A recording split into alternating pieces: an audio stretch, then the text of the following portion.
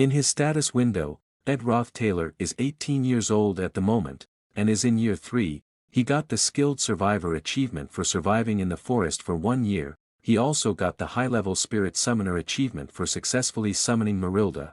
As for his stats, his strength is 13, his intelligence is 13, his dexterity is 15, his willpower is 12, and his luck is 11. This is still a cold winter. Ed is making an object called wooden windbreak wall in his cabin at this time. It is a wall made by tying wooden planks with ropes and filling the gaps with mud. This wall can slightly block the wind. The crafting difficulty of the object is only 1.5 stars. Now, creating an object like this does not increase his crafting proficiency or stat anymore. To improve, he must find a new challenge soon. Ed wiped the sweat off his face after finally successfully crafting the object, but he was then surprised when someone spoke to him from behind him. It is indeed a good thing to be prepared for strong winds. The person said that she was glad to see him healthy. That person was Belle Maya. She was seen carrying Lucy at the moment. Seeing that, Ed then asked, "Did you come here to catch Lucy?" Maya explained, the academy had issued new instructions. During the snowstorm, no one was allowed to leave the dormitory unless it was urgently needed. Since she is the most likely candidate to escape, we have to watch her closely. We will switch shifts to watch her for a whole week. With a desperate look in her eyes, Lucy then asked Ed to help her, but Ed seemed to just ignore her call. He said that he understood.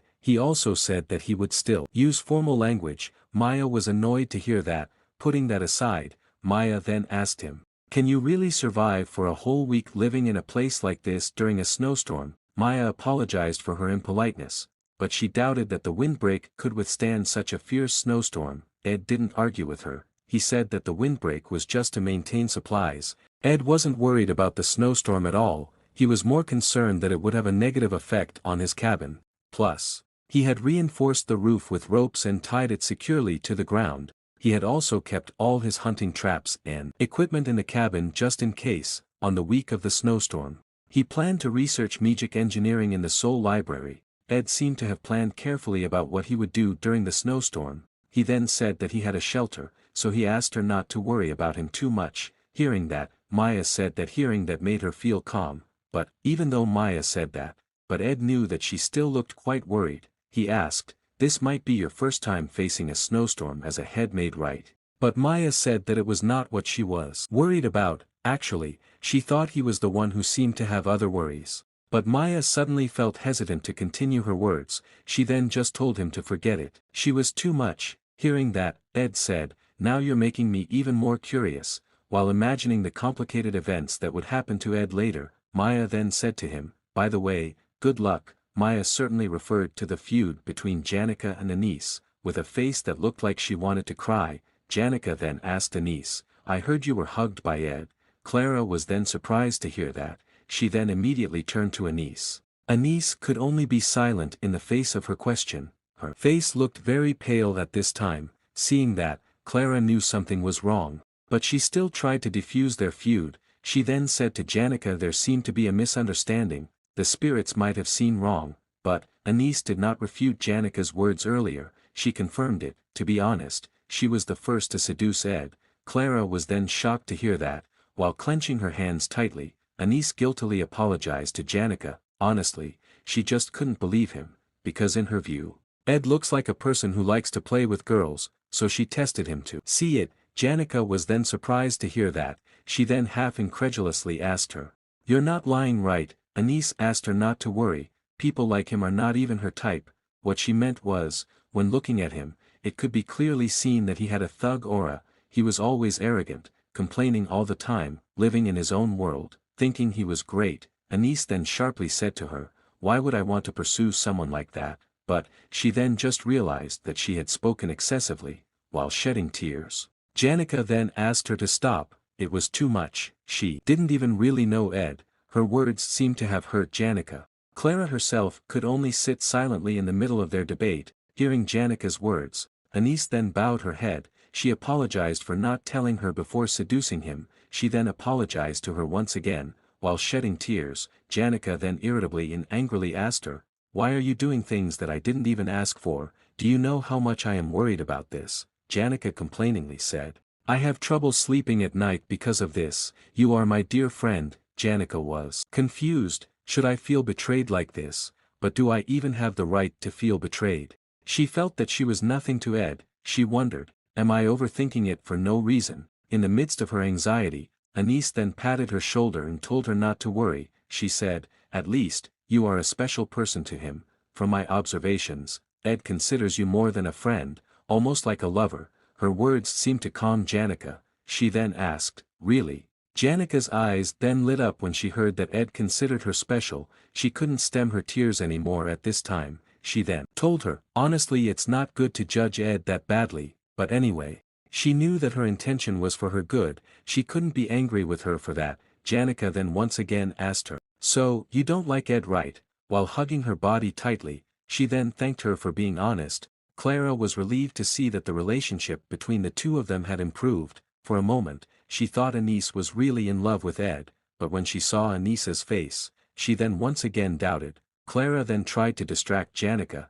She asked her, "Is there a misunderstanding here? Is it possible that you are so upset that you accidentally went to the northern forest?" Her words made Janica finally remember something, while running fast towards a place. She apologized to them and said she would be back soon. While waving her hand towards her, Clara asked her to come back quickly. After the two of them left, Clara then hesitantly called Anise. Anise said that she had an idea. Hearing that, Clara then confusedly asked, "What idea?" With a moody aura that enveloped her surroundings, Anise then asked her to introduce her to a man.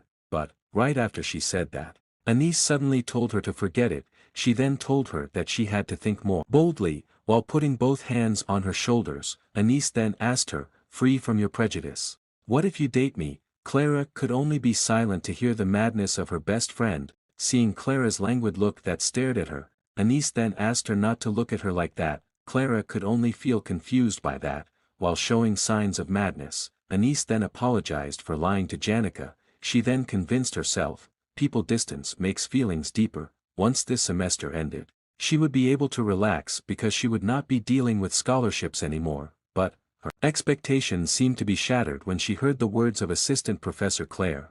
They were currently holding a celebration. Claire said that they all agreed to continue working as student assistants. Anise could only remain petrified hearing that. Claire explained, Clebius and Onyx were diligent and competent in their work. They were proactive and could do many things, so it would be a shame to move them to another lab, especially Ed. He had done his work very well, because now they were assistants. The scholarship will also increase. Claire said that working in this lab is more comfortable compared to other labs. She asked, "Since we have been working here during the holidays, the atmosphere is more relaxed, right?" She then invited them to continue working together. Anisa's face looked very pale when she heard that. In his status window, it was mentioned that Ed had unlocked the ability to use intermediate magic. His spirit magic had also reached a fairly high level. He can now contract a total of 4 spirits, with 2 slots already used, namely Mug and Marilda. After leaving Anise and Clara, Janica then arrived at the cabin. She then said to him,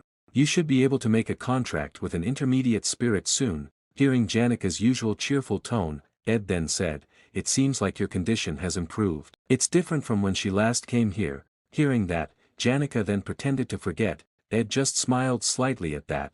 There was something about Janica that made him feel calmer, like a layer of tension was gone. Ed guessed that it might be because she wasn't involved with main scenario at all. She was the only friend of his age that he could really call a friend. Janica then hesitantly said to him, she knew that he had made a contract with Marilda, but still she felt that it was strange. She felt that it was too early for him to handle high-level spirit. Hearing that, Ed just said that he was a little cheating in this system. He then took out something from his shirt pocket. It was a legendary magic artifact, Glast's golden phoenix ring that he got from the safe left by Professor Glast. After that, Ed then explained to Janica about Professor Glast and the golden phoenix ring, then talked about his future plans. Janica then confusedly asked him, "Are you unable to use magic now? If so, making a contract with an intermediate spirit will be difficult." Hearing that, Ed explained, his magic will return at the beginning of the next semester after the winter break. Whatever it is,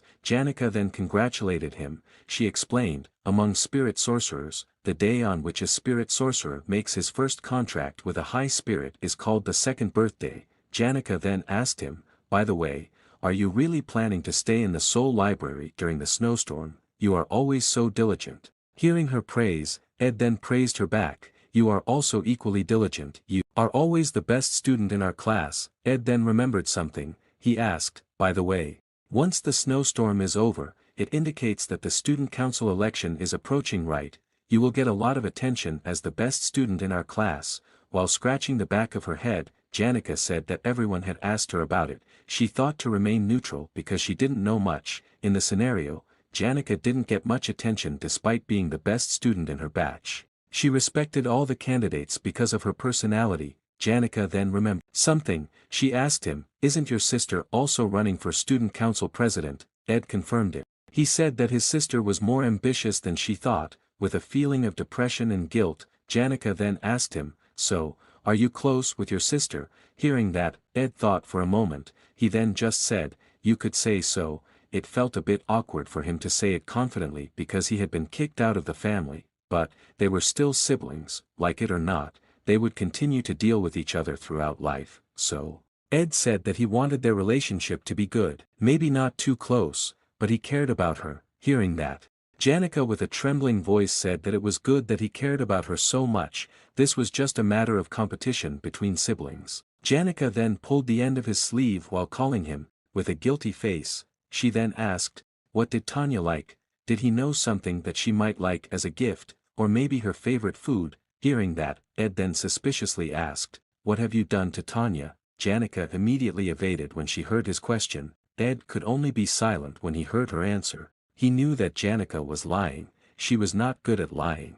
It only took about 3 seconds for her to confess because she felt guilty. Ed smiled a little at that. Actually, the situation was not too serious. Watching the world being drenched by heavy snow from inside the Ophilus Hall, Clarice then muttered, they said there would be a snowstorm this morning.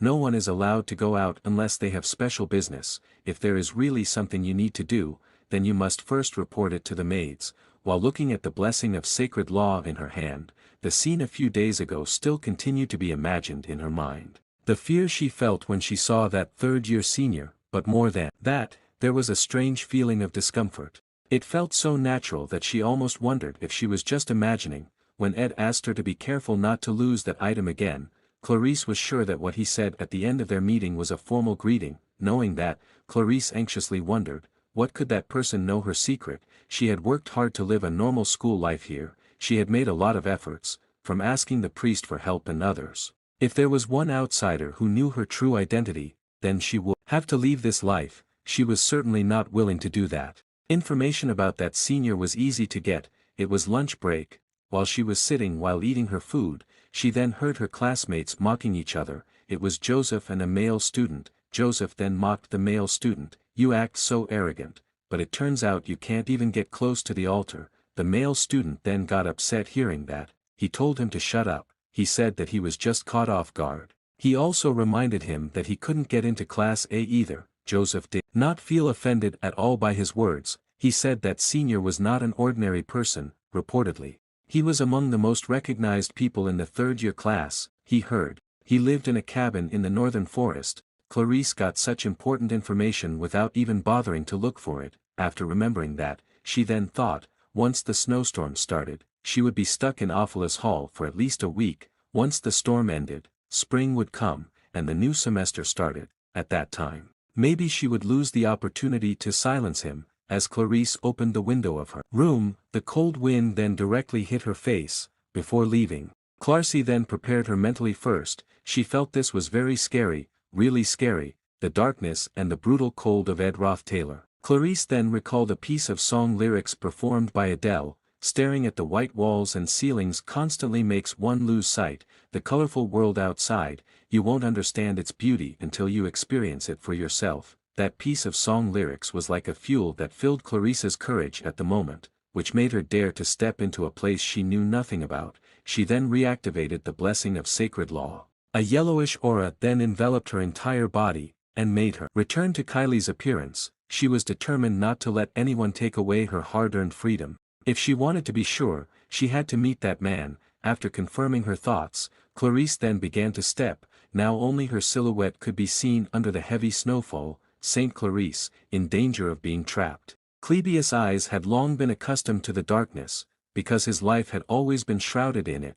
The clearest memory he had was when all members of the Nortondale family left him, except for his brother. When he first opened his eyes, the first scene he saw was when he thrust a sword into his brother's heart, like a curse. The last words his brother said to him, with a voice full of anger and blood, were, ending Clebius' flashback. He was currently visiting Assistant Professor Claire in her office. Claire was confused to see him suddenly visiting her. She asked, "Were you previously in the laboratory again?" While rubbing the back of his head, Clebius replied no. He seemed a little hesitant to say this. It's just that, after he thought about it again, he felt that he was not suitable for the position of student assistant. He also screwed up this time. The pay was indeed good, and he also liked the atmosphere of this place. But Claire was quite surprised to hear that.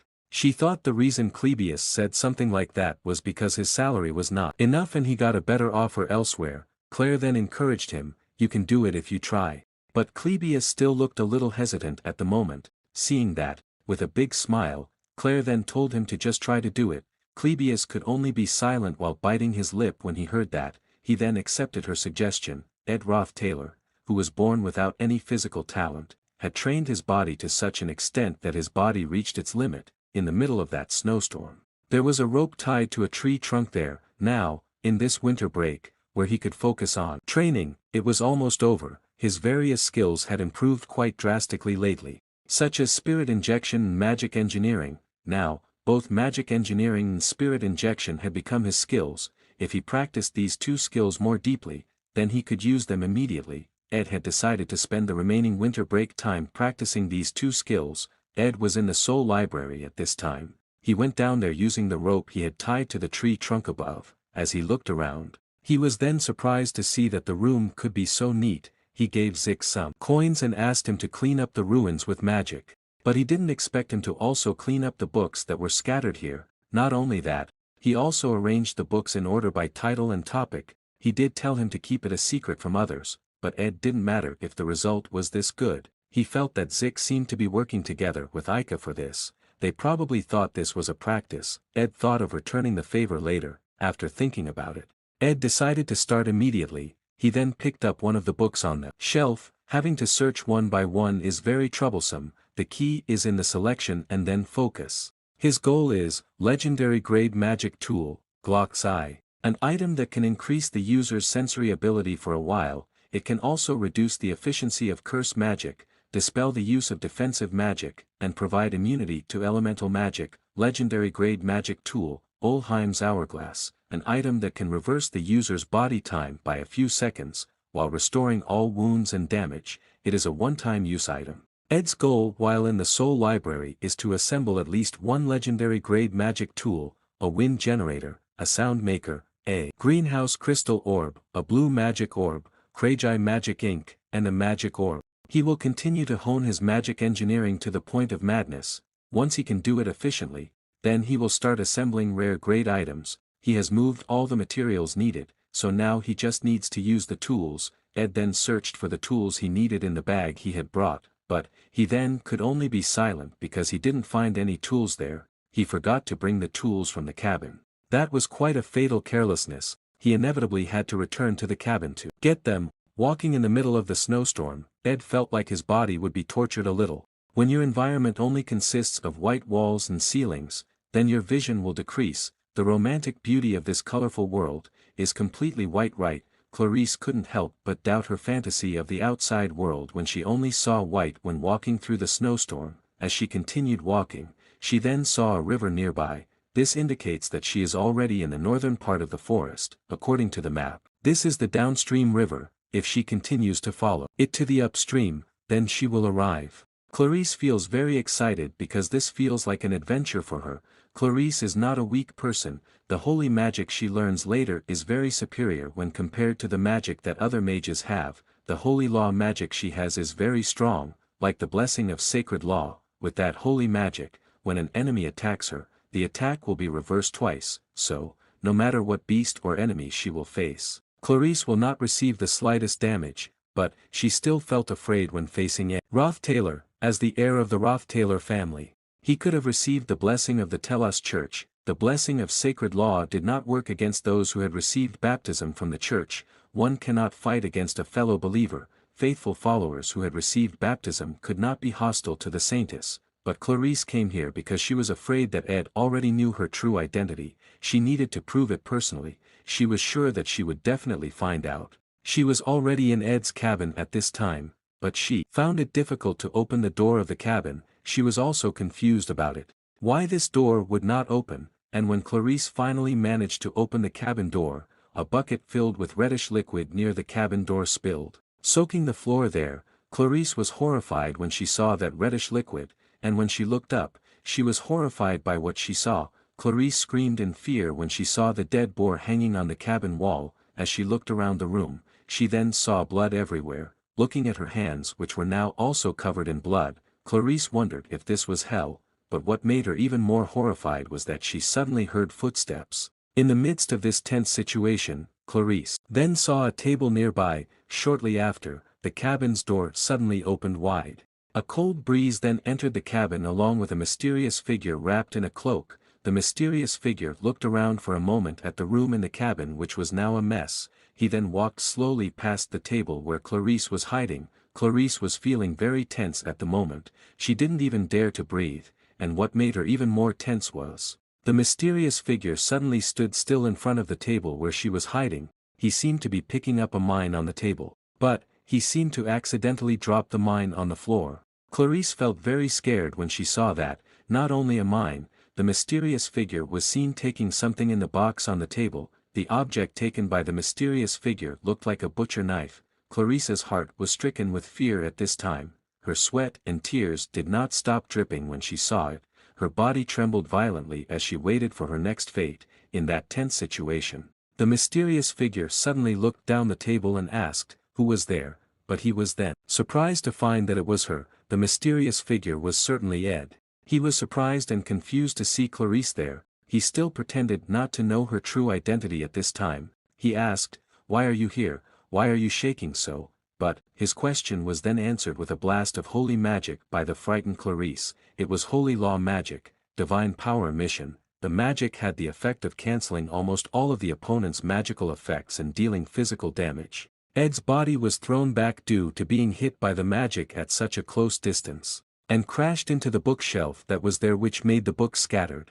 The environment suddenly became silent with Ed, who was seen sitting limply on the floor. Seeing Ed, who showed no signs of movement at all, Clarice frantically said that she didn't do it on purpose, it just happened. Her body suddenly became weak with her heart filled with guilt. This was not what she wanted. She couldn't believe that she had killed someone. With tears in her eyes, Clarice then solemnly prayed, "Lord, tell us. I have committed a great sin. How can I, a person who should live pure and clean like snow, be tainted by this unforgivable sin? I, who have been tainted, deserve to burn in hell because of my sin." In the midst of her solemnity, someone suddenly grabbed her shoulders and called her. With a sinister look, Ed then asked her, "Are you bothering me now?" Clarice was very scared when she saw him. She was so scared that her soul almost left her body, and she then just fainted, with a face covered in blood. Ed looked very annoyed at this time. His annoyance was natural because he was facing something very troublesome at this time. In the Awfulest Hall, a maid anxiously called the head maid, "Belle Maya." In a calm tone, Maya said, "I have heard the report, we must deploy a response plan." Calmly, hearing that, the maid then said, "Then we should notify everyone and start the search right away." But Maya rejected her plan.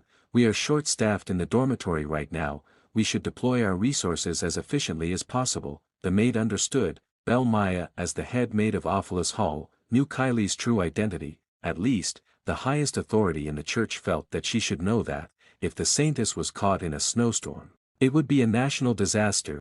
Even so, she didn't panic. The maid was amazed at her calmness. Maya realized that it was wiser to handle the situation discreetly. Instead of worrying about her own safety, remembering the blessing of sacred law, after getting ready, Maya then said she would go alone to find Kylie. She told the maid behind her that she would leave the remaining students to her, especially Lucy. The maid understood. Before Maya went too far, the maid then said to her, "According to witnesses, Miss Kylie was last seen heading to the northern forest." Maya was shocked to hear that.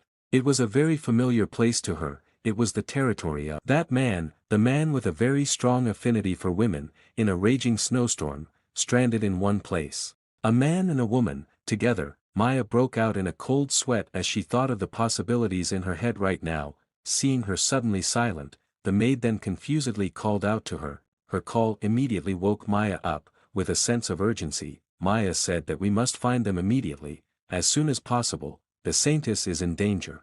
In the northern forest, there lived a strange man, an expressionless man who carried a bloody wild animal carcass on his shoulders. Rumors about him had already spread among the students. As the head maid, Maya naturally knew the truth. She was currently on her way to Ed's cabin. By braving the blizzard that blurred the eyes, after traveling for who knows how long, Ed's cabin slowly appeared in her vision. Maya breathed a sigh of relief seeing that she finally arrived as well. Although his appearance looked tough, but Ed turned out to be easy to talk to and even quite a caring person. Even though there were many girls trying to flirt with him, he remained firm on his stance. He was indeed a reliable man, but human relationships are more complicated than this. Just thinking about it makes her head spin. Maya felt that Ed might not know Kylie's true identity. When Maya opened the cabin door and slowly entered inside, the person inside then called out to her. The person who called out to her was of course Ed. His whole body seemed to be wrapped in bandages at the moment. Clarice's holy magic seemed to have caused quite serious injuries to him. As for Clarice, she was doing something very strange at the moment by holding a chair over her. Maya herself was quite confused and did not understand what she was seeing at the moment. She then asked him, "May I ask you to explain the situation that was happening?" Maya said that she understood the situation, but if they did not send Miss Kylie home as soon as possible, the snowstorm would get stronger, which made it difficult for them later. Ed also felt the same way. It was not good for the head maid to be away from Ophelis Hall for a long time, although Ed agreed with her words. But the words of the two of them seemed to have a different focus. Maya was confused and hesitant about what she should say at the moment. She still did not want to reveal Kylie's true identity. While looking at Clarice, Ed then thought, the reason why the saintess came here. He then flashbacked when he returned the blessing of sacred law to Clarice. It was the best action, but he realized that he was acting quite strange at that time. Kylie's true identity was a plot twist that was only revealed at the end of Act 3, revealing it this soon could be a problem. And now that she was suspicious of him, Ed was at a loss of what to do. After making up his mind, Ed then apologized for his rude attitude. He decided not to pretend anymore at the moment. While calling her as saintess, Ed then respectfully asked her to lower the chair she was holding now.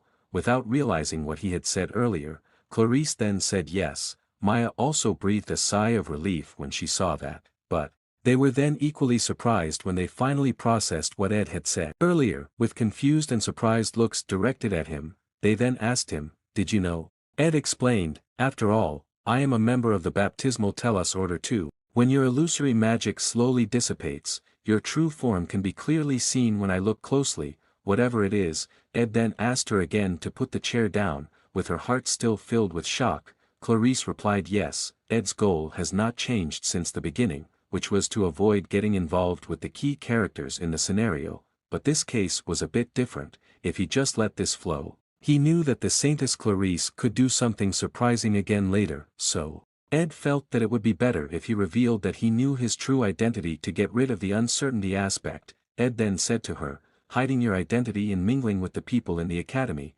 it seems that you are claustrophobic and live a life full of restrictions. I know that suffocating feeling very well." Clarice did not know what to say when she heard that. While walking closer to her, Ed continued, "But," he asked her, "how do you feel, seeing this free life in this forest? Can you guess what kind of life I live?" Clarice could only be stunned by his question. From what she saw, she could conclude that this man's life didn't look like a life full of freedom, but more like a life full of struggle. Everything had light and darkness, and freedom was not spared from it. Adele was a singer who praised the beauty of freedom, while this man described the darkness of freedom. Ed then apologized for being insolent to the honorable saintess, but unfortunately, Ed said that he wasn't the one who could share that view with her by her side, so he had gone too far. But now, Ed then invited her to go home. After hearing his words, the two of them then both got out of Ed's cabin and walked back to the Ophelis Hall. On the way back in the midst of the snowfall, Clarice then apologized to Maya for making her come all the way here. Maya said that she was just doing her job. She asked her not to think about it. Clarice then looked back for a moment, towards the secluded cabin in the middle of such a heavy snowfall. After the two of them returned to the Office Hall, she would warm up in the room while drinking delicious warm soup, then the cabin in the blizzard she visited would feel like a forgotten memory. But the smell of blood in the cabin would still continue to smell and the weight of reality would continue to exist. She never imagined that all this was experienced by the person who used magic to block new students during the placement exam. It was indeed sad for her when the illusion of freedom she dreamed of collapsed, but at least, leaving the holy city to seek freedom and coming to Sylvania seemed like a good decision, because she met a senior she deserved to admire. Maya could only be silent when she saw Clarice suddenly stop walking while looking towards Ed's cabin with a pensive gaze. A conjecture then appeared in her head. This was something she was afraid of happening, but Maya still tried to refute her conjecture. It was not clear to her at all, because she could not understand the meaning implied by Clarice's gaze. Maya could only feel uneasy. Spring came when someone almost forgot about it, and that makes it even more precious. The sky looked very clear today. At Laplace Bakery, Ed and Lortel were seen sitting together there. Ed said that he didn't want to drink tea. He heard that it was difficult to get a seat here without a reservation. Lortel said that it didn't matter, she was here to discuss business. She then asked the waiter next to her, "Could I ask to be seated? Completing the inventory check might take a while." Nervously, the waiter agreed to her request. He would do whatever she asked. With a sweet smile, Lortel thanked him. Seeing that the waiter readily agreed to her request, Lortel said that exclusive power is sometimes entertaining too. It can create privileges that didn't exist before. Hearing that, Ed said, "From what I can see from the man's expression, it seems that only you enjoy that." Lortel could only feel helpless at his sarcasm, even though she herself felt that his words were true. Lortel said that she was not one to trouble someone carelessly, as he knew. The recent snowstorm had caused supply problems on the Arkan Island. Laplace Bakery had placed a large order for goods that they didn't even need yet, but as the delivery date approached, they had cancelled it. Hearing that, Ed asked, was it a fictitious order? Lortel said that she could understand their desire to monopolize rare ingredients, but it was a little annoying trying to monopolize the supply meant for other customers. After all, there was this thing called business ethics. Lortel seemed to be quite irritated by it, while bringing their orders.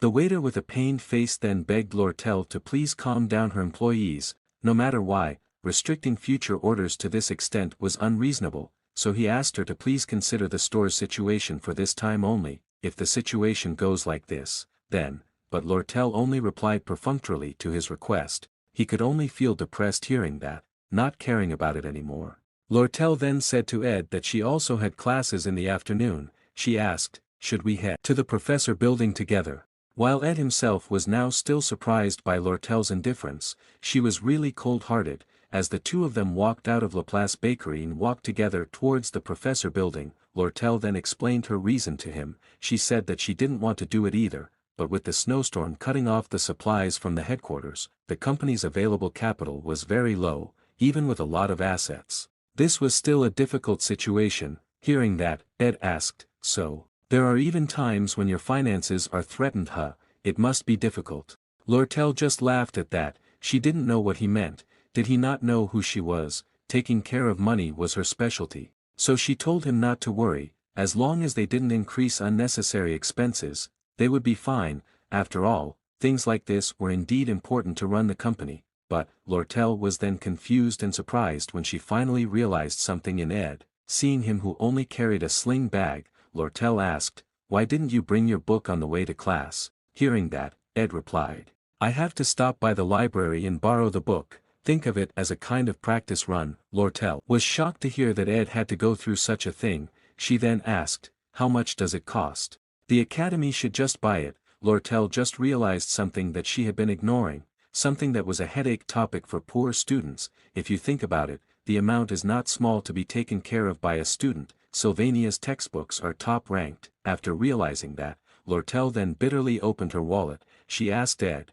how much the total was. Knowing her intentions, Ed then refused her help. He thanked her for her intention. Putting that aside, Lortel then changed the topic. The student council election was coming up. Hearing that, Ed asked her, are you not planning to run? Lortel said that the company's business was more important than the academy's business. Of course, her ideal scenario was someone who benefited her to become the student council president. Lortel then asked his opinion. She said that she could support him, but Ed said that he was not interested. He felt that there was no guarantee that he would win even if he tried. Hearing that, Lortel said that it was really disappointing, but she had expected that he would say that. She then asked, "Then, what about your sister?" Hearing that, Ed knew that she was referring to Tanya. Lortel said that she would never support Princess Phinia, even if she was beaten to death. Ed said that he didn't want to discuss it, but he was a bit doubtful about Tanya. Lortel said that she understood what he meant. Even if the top-ranked students in all years supported Tanya,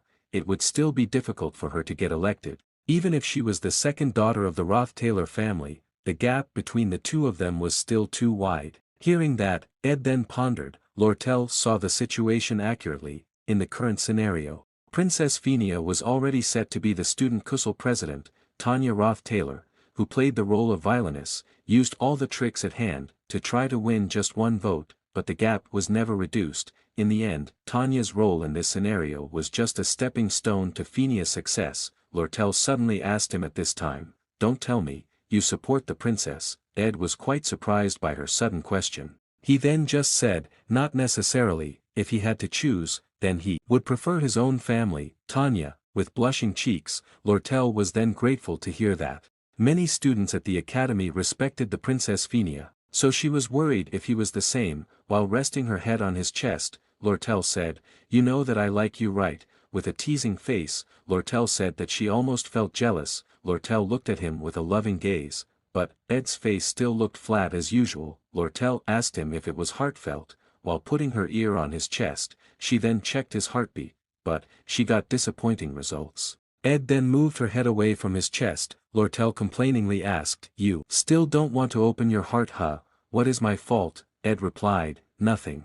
It was just that he felt that his position was still not safe until he graduated later." Lortel was surprised to hear that. She then asked, "What about after graduation later?" Ed just kept silent hearing her question. Lortel smiled at that. She felt she had just gotten valuable information. She didn't know what he meant by mentioning their graduation later, but it was still 2 years away. In a teasing tone, Lortel continued, "That's if you can survive until that time." Ed was just silent in the face of her teasing. Graduating safely is difficult to do. In the end, the protagonist must defeat the final boss. Only then can the world become peaceful. Then, he can also graduate safely, especially if Taylor is supported by Clarice, the symbol of the church, and Phinia, the symbol of the royal family. With the support of the two of them, Taylor will definitely be able to defeat the final boss, Saint Dragon. In other words, Taylor must continue to develop according to the original scenario and then gather many partners. This is the first day of school. The new students have got their own classes. Fortunately, Clarice can keep her identity and enter the school normally. She continues to stick to Tanya at this time. Speaking of Tanya, Ed inwardly apologized to her. The student council election will begin soon, but Phinia will be the student council president. That way, the scenario that was broken last year can return to normal, and he can live in peace. Ed smiled slightly at the thought of a bright future ahead of him, but, contrary to Ed's expectations, for a girl who was lying in her room, with trembling hands, and a face that looked like a depressed person, Phinia muttered, "I knew it. I won't be able to escape. All the scenarios are starting to fall apart." In a dark secluded room, Clebius was seen feeling anxious and depressed at the moment. He cursed. There were many other people who could do this, but why should he? He could only blame his unlucky life. Looking at the paper containing a message in front of him, Clebius once again asked, "Why me?" The paper contained a dual request addressed to him. No wonder why Clebius could feel so anxious and depressed. Because he was a timid person. It was not only Clebius who had such an experience. When Zix was reading a book in the library, a junior suddenly approached him and invited him to a duel. Zix's face still looked very flat hearing that. His gaze didn't even turn away from his book though. He then asked, "Why?" The junior replied, "Because as your junior, I want to get guidance from you senior." Zix was silent for a moment hearing that. He then closed his book and told him to keep those cliché reasons. When Zix looked at him, the junior smiled slightly and said that he wanted to prove his ability. Hearing that, Zix then asked him, "You have already achieved the top rank in your year, right?" But the junior didn't seem to feel proud of it at all. He said that it was only the first year top rank. There were still many things he had to go through. There was senior Janica, the third-year top-ranked student, and Senior Drake, the greatest person in the combat faculty. There was even Senior Ed from the magic faculty who was somehow famous among the first-year students. He said that he planned to face them all. Of course, everything was in order, so he made the first challenge to Senior Clebius, the second-year combat faculty's top-ranked student, but it seems that he avoided his challenge. No, he seems to have indeed avoided him. He was a bit disappointed about that. Anyway, after he defeated Senior Clebius, the second-year combat faculty's top-ranked student, he said that next he planned to challenge Elvira, the alchemy faculty's top-ranked student. After that, he would challenge him, so today he came to tell him early. Hearing that, Zix then confusedly asked, "Why am I next? I'm not even top-ranked." Hearing that, the junior then explained, "That person, the real second-year top-ranked, has dropped out of the competition, which means, now you are the second-year top-ranked student." He seems to be still a bit self-conscious about his ability. Zix smiled a little at his words. He liked his arrogance. He then concluded, "So, you are planning to beat me, then target Janica and Ed too, right?" Zix then gave him a piece of advice. "In Sylvania, you need to know that you are not always right." Hearing that, the junior said that he also didn't think he could beat him that easily. While holding his shoulders, Zix said that that was not what he meant. He then advised him, "Janica and Ed are far beyond your reach. You won't even be able to pass me. It seems that you have misunderstood. You will lose first in Clebius. If you want to beat me, then face the reality first." He then felt annoyed hearing that. When Zix had just come out of the library and was about to walk away, someone suddenly called him. That person was Ed. Ed thanked him for organizing the Soul Library well. After that, Zix then told his experience of being challenged by a junior earlier. The junior was named Wade. Hearing that name, Ed knew that it was a student who became the top rank in the first year. Zix explained. He was a new student who challenged all the talented students in this academy. "From what I heard, it seems that he is also interested in fighting you." Ed was pensive for a moment hearing that. This was somewhat different from what he knew. To his knowledge, this challenge of Wade Kellamore lasted from Act 3, Chapter 3 to Chapter 5. Wade was born with a natural talent in swordsmanship as the son of the commander of the Northern Frontier Legion. Wade achieved the first-year top rank with his extraordinary strength. Not satisfied with just being the first-year top rank, Wade began to challenge the famous students in the academy, and the top-ranked students one by one, and managed to defeat them. In the end, Zix was also defeated by him. By then, Zix was already quite exhausted and was at a disadvantage. It was a tough and brutal fight, but defeat is still defeat. But Wade was still not satisfied with just defeating Zix. His rampage of challenges seemed unstoppable. Until finally he was defeated by Taylor, who had been improving for a year at the academy. Zix then asked him, "There is a welcoming ceremony for new students tonight, do you want to see him?" But Ed replied no, he wouldn't go. He already had plans tonight. Ed wasn't really interested, because he had seen Wade's face quite often. He thanked him for the news earlier. He also told Zix to be careful too. Zix always thought that Ed was not the type of person who cared about things like this. But seeing the academy so lively seemed to give him a little energy. The fresh air that was typical of the new semester made his steps feel lighter. When Ed had walked away, Zix then finally remembered something. He felt that he should have mentioned it earlier too, because they were both in the same year, with a similar class schedule. He saw her quite often. The person Zix was referring to was Fenia. In the last few meetings, Zix was aware that Fenia looked very tired, but every time she talked to someone, and when the topic of Ed came up, like when she heard Wade saying that he was planning to challenge Ed, Fenia always seemed to be listening carefully. To prove his guess, Zix once deliberately mentioned Ed's name when he was sitting behind Fenia. It caused a reaction from her. It was obvious that she was very interested in this, but Zix didn't feel that telling him about this was an urgent matter, not that today was the only chance. Zix thinks it shouldn't be a problem. He decided to investigate further and tell him next time. The sky looked very clear today with the sun clearly visible in the sky. The cold from the piercing winter chill was already a thing of the past. The northern forest came back to life when it finally entered spring. Lucy was seen fast asleep on top of Ed's cabin at this time. The warm sunlight makes her sleep more comfortable. Not only Lucy, Ed and Janica are also there. They are in the spirit magic teaching session this time. In the middle of the teaching session, Janica then said to him, "Ed's growth rate is very bombastic, and his resonance continues to increase steadily. Through his contract with Marilda, now he should be able to make a contract with an intermediate level spirit. If she said he grew this much in just a year, most people wouldn't believe her. Janika's nature looks a little different this time. She looks more assertive. In private, Ed calls this Janika's teacher mode. She looks cute, although maybe she herself thinks she looks dignified. Ed decided to just follow her game. He then said that all this is thanks to having such a great teacher, although Janika tried to hide it, but it was obvious that she was very happy when she heard his praise. Janika then explained, normally, in order to make a contract with an intermediate level spirit, a spirit sorcerer has to travel around across mountains and valleys to find a spirit with a matching frequency. Just because you have enough magic doesn't mean you can make a contract randomly. First, the thing that needs to be done is to find a spirit with a magical flow that suits you. Hearing that, Ed felt that it sounded more complicated than when he made a contract with Marilda. Janika then asked him, "You are naturally suited to the fire and wind elements, right?" She then suggested, "If you make a new contract, you should avoid spirits with the wind and fire elements." Ed also agreed with that. He knew why Janika suggested that. Making a contract with a spirit that has the same elemental attributes does make controlling it easier, but it also limits the flexibility in handling various situations. Just like Janika, it's more ideal if he uses as many elements as possible, even if he doesn't reach her level. While exhaling, Ed then asked, "Finding one intermediate level spirit won't be easy, right?" Janika smiled slightly at that. She then said, "That's the reason why spirit sorcerers often consider their intermediate level spirit contract as destiny itself.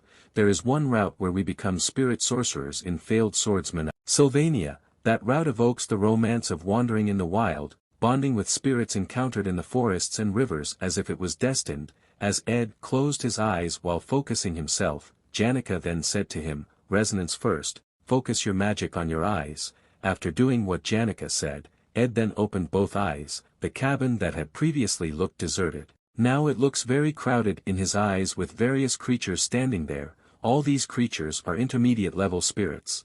With a big smile, Janika said that she had chosen the best intermediate level spirit for him. Ed was quite surprised to see that. He then asked her, "Isn't carrying this many spirits tiring?" He also felt that this was really great. Hearing that, Janika just said, "If they follow me willingly, why would I drive them away?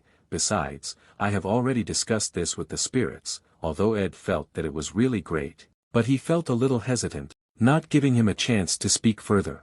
Janika then told him to choose one. Hearing that, Ed then turned his head towards the intermediate spirits. The spirits seemed to be standing neatly as if expecting to be chosen by him. Ed was quite confused when he saw that. After that, one of the spirits then introduced himself. He was an intermediate spirit, Pello. He then described himself to him. The introduction continued until the next spirits. In the middle of their introduction, Mug was seen pondering at this time. Seeing that, Ed felt that he was being quite arrogant for the size of a low spirit, but still, Ed felt it was strange to choose a spirit like this. Realizing that, Janika then sadly asked, "Does it feel strange? Am I pushing too hard? Should we continue later?" Hearing that, Ed then tried to refute it. Mug then whispered to him and asked him to move on to the next spirit. Ed actually felt uncomfortable at the moment, because this didn't seem like a romantic moment of a fated meeting as he imagined. He wondered, is this really okay? At another place, the new student admission ceremony was about to start at this time.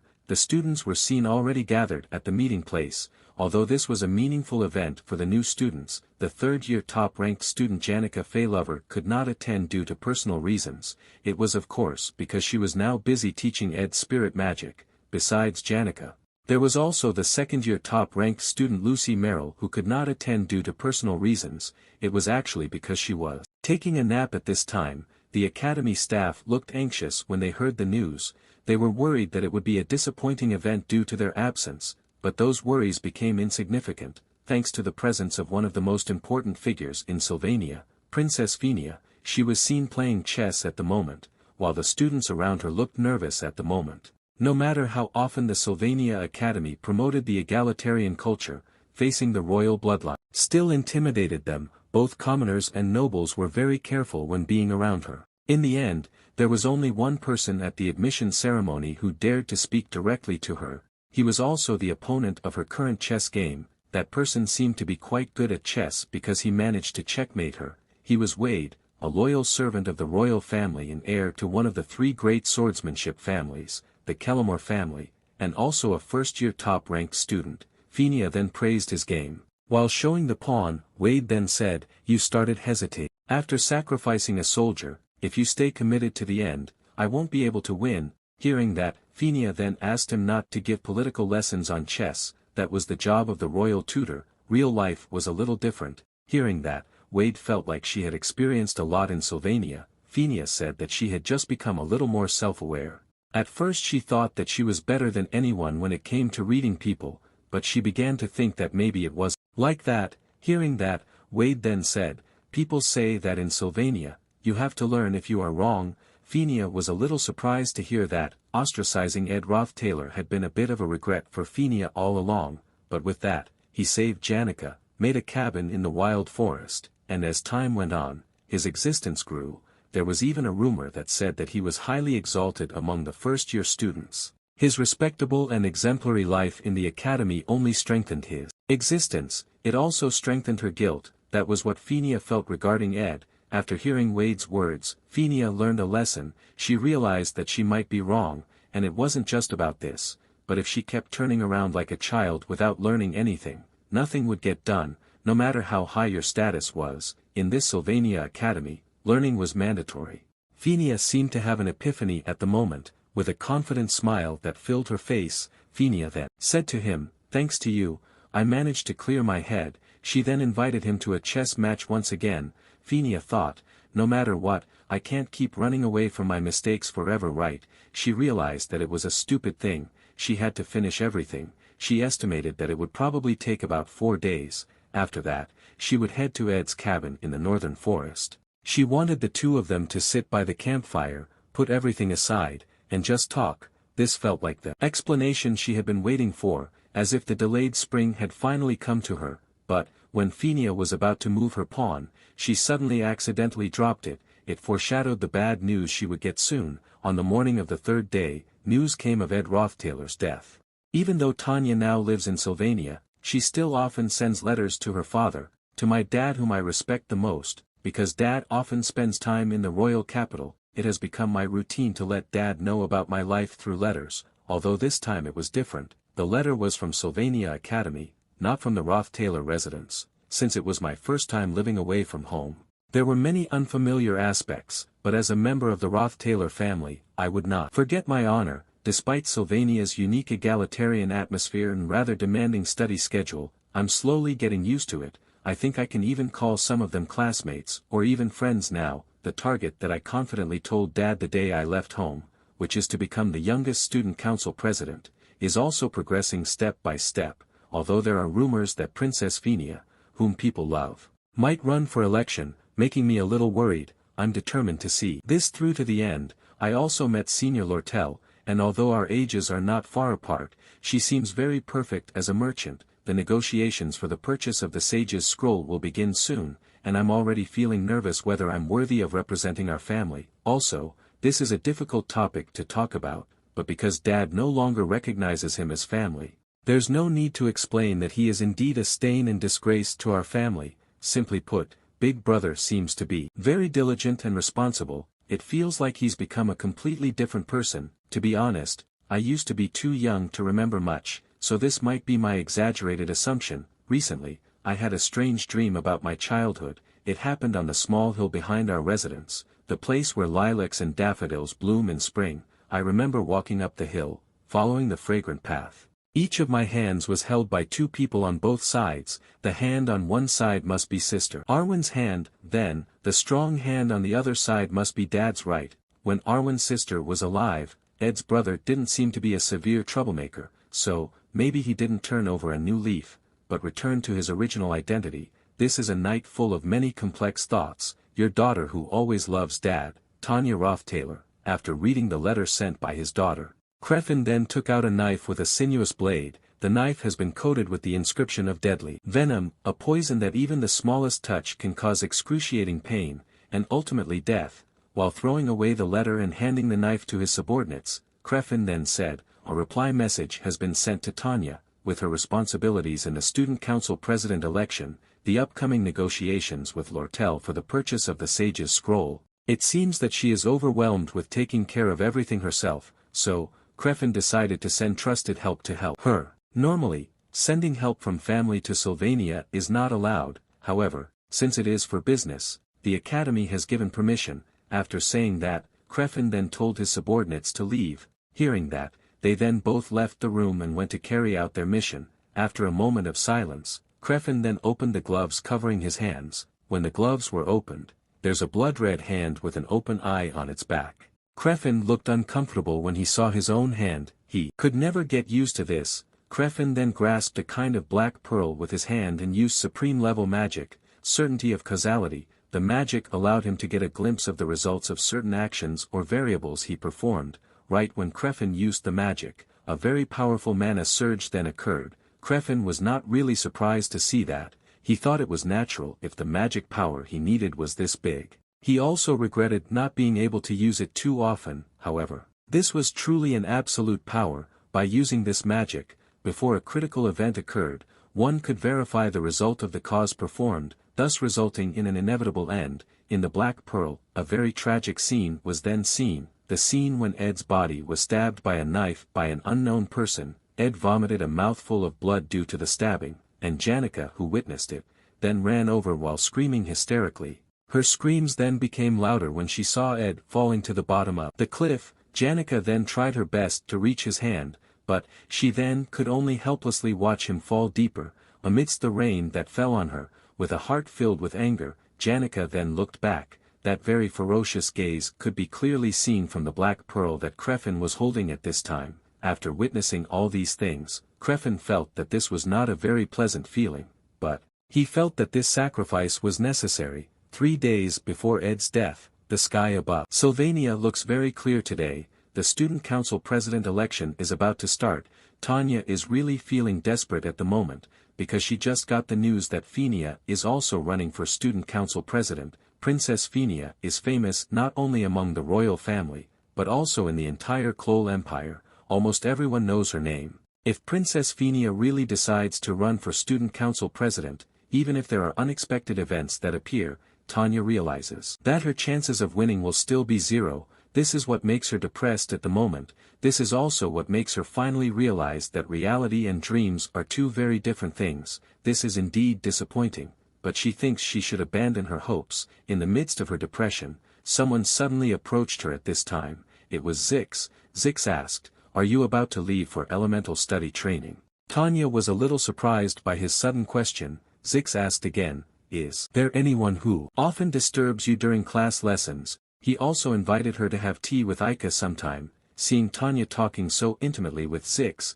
Kylie and her 2 friends wondered, "Isn't that Senior Zix? Isn't he one of the strongest people in the academy?" They were amazed to see Tanya could exchange greetings with him, and when Tanya was walking towards the dormitory, Lortel, who saw her, then greeted her. She said that she planned to arrange a negotiation meeting regarding the Sage's Scroll transaction. She told her to tell her about the right time. Later she would choose a place for their meeting. Seeing Lortel, who also greeted Tanya, they wondered, "Isn't that Senior Lortel?" They were amazed to see that Tanya had just been greeted by the original owner behind the Elt store, but that wasn't what surprised them the most. As they continued to walk towards the dormitory, they then met Lucy, who also greeted Tanya. Seeing her, they wondered in shock, "Isn't that person the greatest genius of Sylvania, Senior Lucy Merrill?" They were also surprised when they saw that she could talk.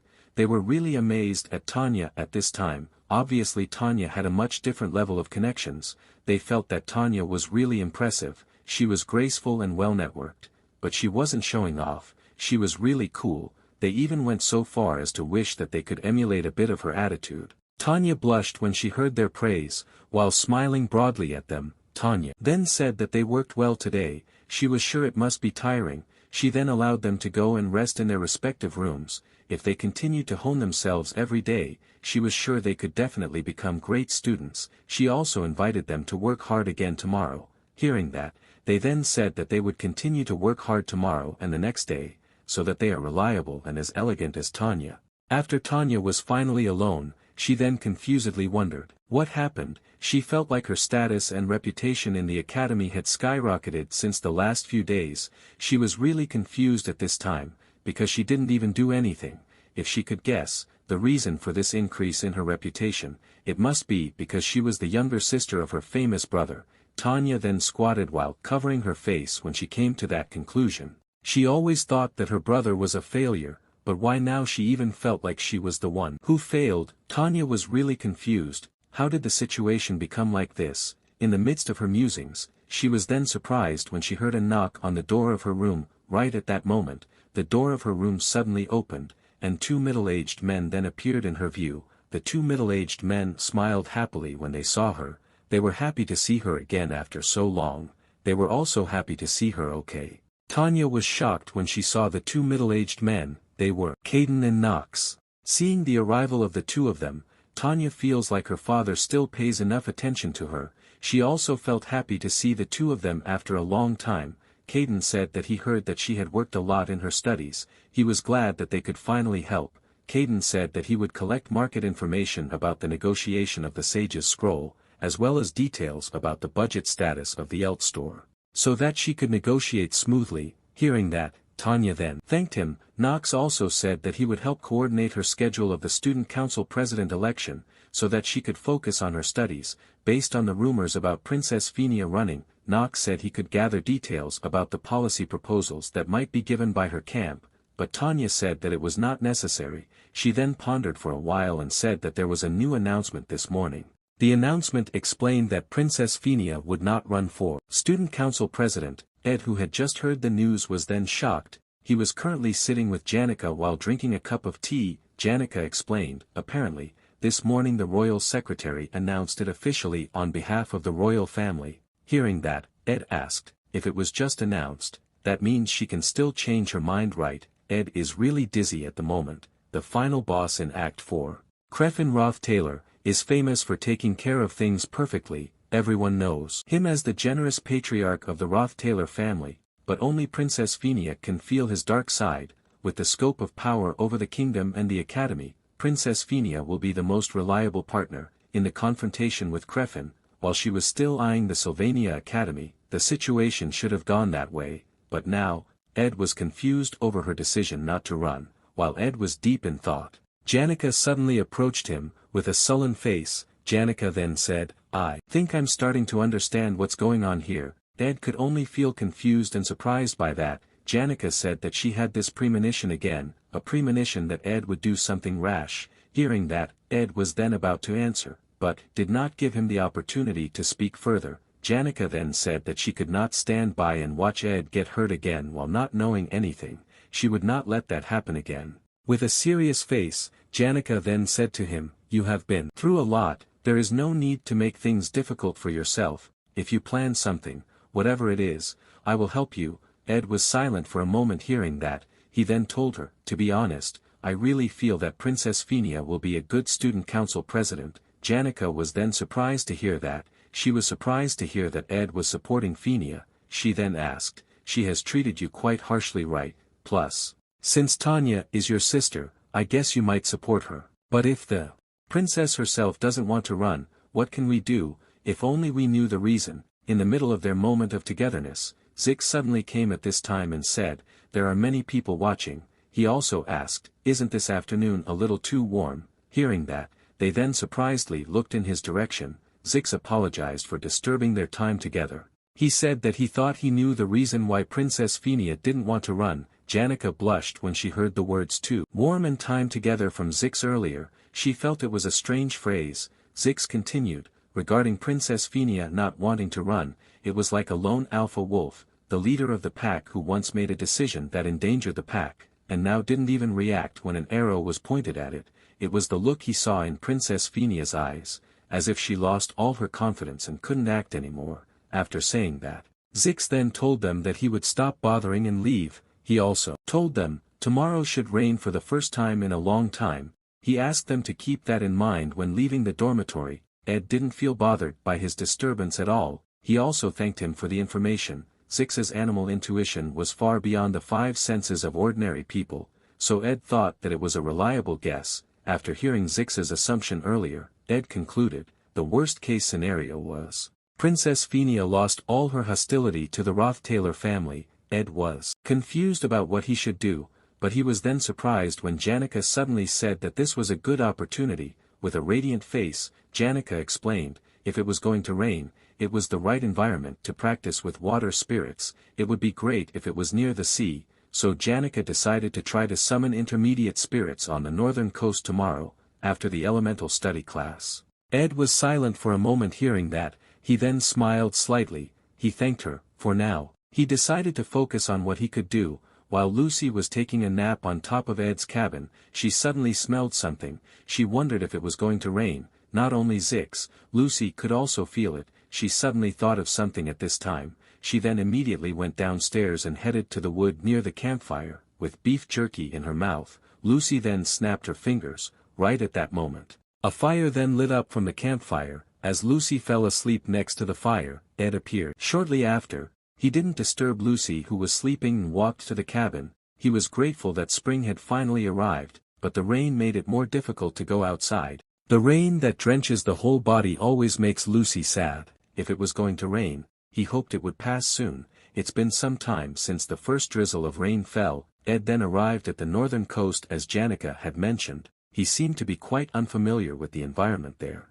Mug said that this was his first time going to the northern coast. The cliff area is vast, but barren and uninhabited. There is not much to see, and the distance is also quite far, but there is no better place to practice in summoning water spirits than here. If he can be frank as a low spirit, the contract with intermediate water spirit Miss Raisha is a good choice. Seeing Ed who suddenly took out a bow, Mug didn't expect him to even consider using it with magic arrow, but Ed suddenly told him to be quiet. Ed then pointed his bow at the two mysterious people who came. Seeing that, they didn't feel panic at all. They then greeted him. It's an honor to meet you again. The two mysterious people turned out to be Caden and Nox. They seem to have bad intentions at the moment. They play the role of mid-boss Phase 3 in the final chapter of Act 4, Crefin Suppression Battle, Crefin's loyal subordinates. They are responsible for taking care of all the problems in the shadows for the Roth-Taylor family.